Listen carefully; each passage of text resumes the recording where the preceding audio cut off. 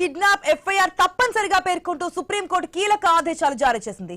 ఎవరైనా కనిపించకుండా పోతే వెంటనే ఎఫ్ఐఆర్ నమోదు చేయాలని చెప్పింది. ప్రాథమిక విచారణ పేరుతో ఆలస్యం చేయవద్దని సుప్రీం ధర్మాసనం ఆదేశించింది.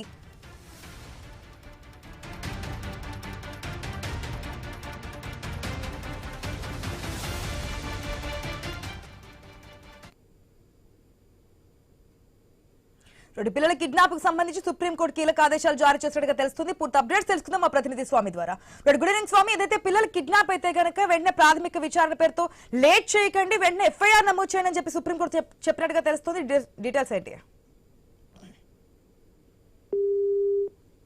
ఈ పిల్లల మిస్సింగ్ కేసులకు సంబంధించి సుప్రీంకోర్టు విచారణ సందర్భంగా కీలక వ్యాఖ్యలు చేసింది. ఇందులో పిల్లల మిస్సింగ్ లో విచారణ పేరిట దాన్ని తాత్సారం చేయదు, ఖచ్చితంగా దాని మీద ఎఫ్ఐఆర్ నమోదు చేసి వెంటనే విచారణ ప్రారంభించాలని చెప్పేసి కూడా సుప్రీంకోర్టు ఆదేశించింది. మరోవైపు పోలీస్ స్టేషన్లలో చాలా పోలీస్ స్టేషన్లు కూడా పిల్లల తప్పిపోయిన విషయంలో చాలా అలసత్వంగా వ్యవహరిస్తున్నారని చెప్పేసి కూడా సుప్రీంకోర్టు ఆగ్రహం వ్యక్తం చేసింది.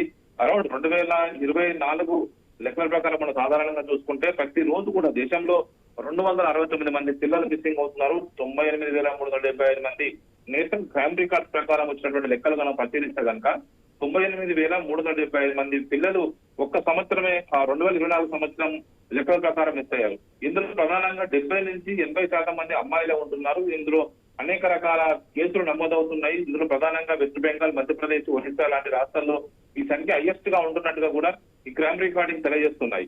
ఒకవైపు హ్యూమన్ ట్రాఫికింగ్ ఏజెన్సీలు కావచ్చు, మరోవైపు చాలా మంది పిల్లలు ఇంటి నుంచి పిల్లల నుంచి తప్పించుకొని పారిపోయే విషయాలు కావచ్చు, కిడ్నాపింగ్ కేసులు కావచ్చు, బలవంతంగా బాండెడ్ లేబర్ గా పెట్టుకోవడం కావచ్చు, చైల్డ్ మ్యారేజెస్ కావచ్చు, ఇలా అనేక రకాల ఇష్యూస్ ఇందులో జరిగి ఉన్నాయి. ఇప్పటికే చైల్డ్ పోర్టల్ సంబంధించి 1098 కు ఫోన్ చేసి ఈ యాంటీ హ్యూమన్ ట్రాఫికింగ్ వ్యతిరేకంగా దీని క్యాంపెయినింగ్ కేంద్ర ప్రభుత్వం చేస్తున్నప్పటికీ కూడా పిల్లల సంబంధించిన మిస్సింగ్ కేసులు తగ్గట్లేదు. దీంతో చాలా మంది పేరెంట్స్ వాళ్ళ పిల్లల మిస్సింగ్ అయినప్పుడు వెంటనే పోలీస్ స్టేషన్కి వెళ్ళి నమ్మకం చెప్తే దానికి సంబంధించి విచారణ చేయడానికి కోసం పోలీసులు చాలా సేపు ఆలస్యం చేయడం, దీంతో ఆ విచారణ వేగవంతంగా చేయకపోవడంతో కూడా చాలా మంది పిల్లల ఆచూకీ లభించకుండా పోతుంది.